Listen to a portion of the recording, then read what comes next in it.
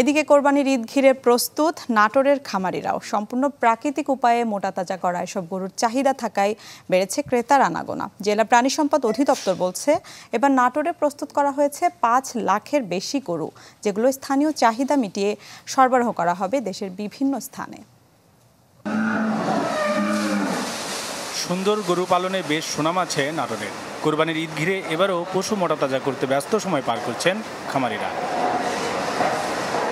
এই যেমন সদর উপজেলার গোয়ালডাঙ্গার আব্দুল মতিন কোরবানি উপলক্ষে প্রস্তুত করেছেন কালাবাবু ও লালবাবু নামের দুটি গরু। এই বড় গরুটা 4 বছর ধরে লালন পালন করেছে, বাড়ির বাছুর, আর ওজন হলো 30 মণ, মানে 1200 কেজি।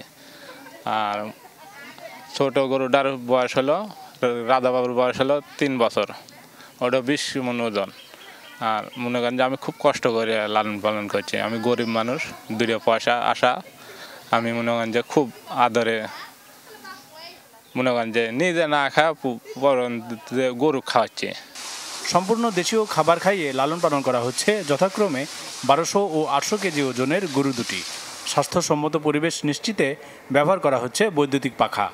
2টা গরু আমার ভাই পালছে। এটা শুধু গ্রামের এই মাঠের ঘাস, কাঁচা ঘাস খাওয়া, আর খাদ্যদ্রব্যের মধ্যে হলো ভাত, খুদের ভাত আর গমের ভাতটাতে এই খাওয়া হলো মানুষ করছে।